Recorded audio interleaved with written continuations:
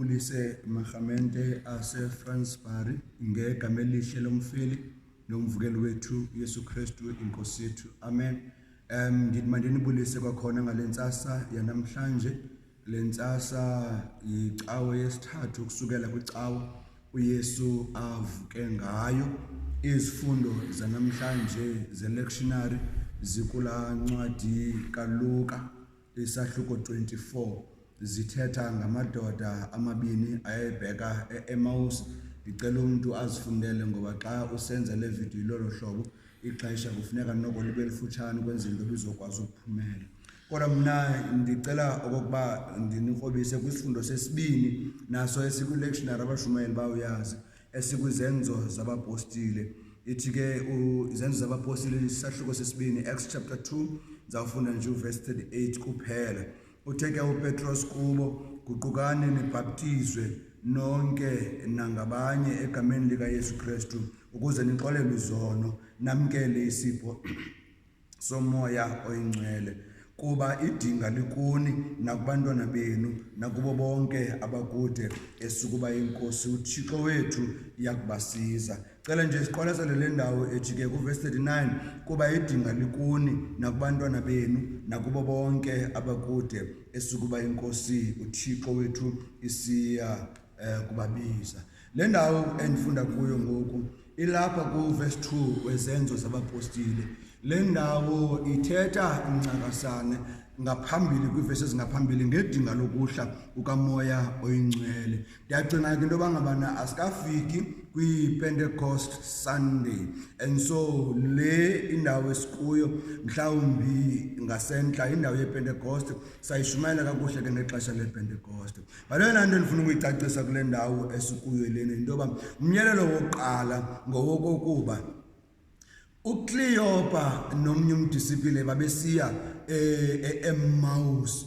Bathi apha ekuhambeni kwabo bathi inhliziyo zabo zidakumbile, bathi ingqondo zabo zixinekile, bathi umoya wabo uhlukumezekile, bathi bengakwazi ukucinga nto. Kodwa kwakhona into ethi apha kubo ikhona umuntu ohamba nabo apha endleleni ongumuntu uYesu Kristu. Wathi xa bebuzwa okokuba zindaba zini ezi enincokola ngazo, babuza uba ngowedwa nomhambi apha eJerusalem awuzivanga na indaba ezingoYesu waseNazarethe. Abapristi bebandla bambethelela emnqamlezweni wade wafa ukufa kwehlazo.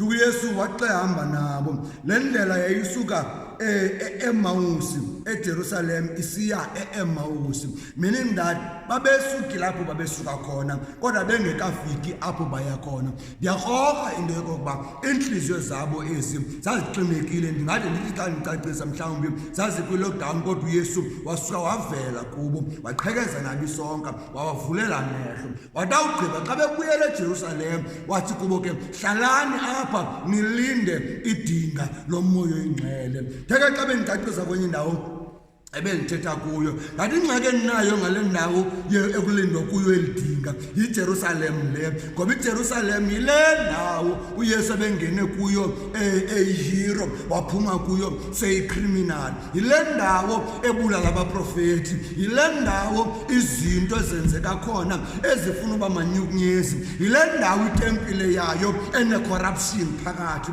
Kodwa uYesu hlalana apha eJerusalem. Andiyazi ke indawo yakho yengcina nezelo, andiyazi indawo yakho yengcinano. Abanye abantu emakhayeni abo axinekile, abanye behleli nje bayahlukunyezwa, abanye emakhayeni abo baneenkumbulo zokusuka kwabo zihlobo, abanye emakhayeni abo bahleli banxiba impahla ezimnyama, abanye emakhayeni abo bahleli bayonga. Kodwa uYesu hlalana apha kule ndawo eyindawo yokwaphuka, ngoba amandla avela enyangweni azawuzuzeka khona. Uthi uYesu uphosile ke uPetros xa ephendula kule ndawo yezenzo zabapostile athi elidinga lomoya oyingcwele alaleni nodwa, lelenu nabantwana benu nabo bonke abakude. Kodwa iqala lento guqukani ukuze nizuze amandla avele enyangweni. Ithetha ukuthini ke le nto ngentetho evakalayo? Ithetha ukuthi ngentetho evakalayo inguquko le ukusuka kwisimo esidala usiya kwesinye isimo, ukutshintsha indlela yokucinga, ukutshintsha indlela yokwenza, ukutshintsha indlela omthandaza ngayo uThixo, ukutshintsha indlela abajonga ngayo abantu, ukutshintsha indlela ayijonga ngayo intlungu yakho. Ithi ke loo nto idinga uguquko lwentliziyo, lwengqondo nolomoya, ukuze idinga lo moya oyingcwele ingabi lelakho kuphela, kuzowuphila wena, kuphila abantwana bakho, kuphila isizukulwana naye wonke umntu, kodwa le nto iqala apha kuwe. Bakho wathi uTata Thompson wathi ayingathi le nto ingawe. And so ithi ke ngento evakalayo, mamela amazwi athi ke hlala eJerusalem. Ndlu yakho leyo, if it's a prayer, indawo yokwaphuka iJerusalem yakho. Indlu yakho leyo, ilali yakho leyo, iflat yakho leyo, nazo zonke izinto zakho, hlala apha eJerusalem ulindele ke ukwaphuka. Sathi umzuzu nje bemnike sithandaze. Thixo olungileyo, Nkosi enamandla amakhulu, sibulela wena Moya Oyingcwele ukuba Nkosi usihlala sikhumbuza njalo ukuba idinga lo Moya Oyingcwele Thixo namandla. Sarufumana Nkosi kwindawo yokulinda, sifundise ukulinda, sifundise ukuphulaphula, sifundise ukomelela, sifundise Nkosi ukuba siyalele imiqathango ukuze Nkosi singabhubhi, Nkosi sisedwa, singakholwa, singcwatywe Nkosini ngamajoni. Sihlalise ke sifundise ukuhlala ezindlini, sifundise ukuba selfish ngathi ukuze Thixo namandla sithi noba Nkosi siyabizwa elalini kodwa singayi, sihlale endaweni Nkosi yokwaphuka kwethu ukuze sizuze amandla avele enyangweni ngoYesu Kristu Nkosi yethu. Amen.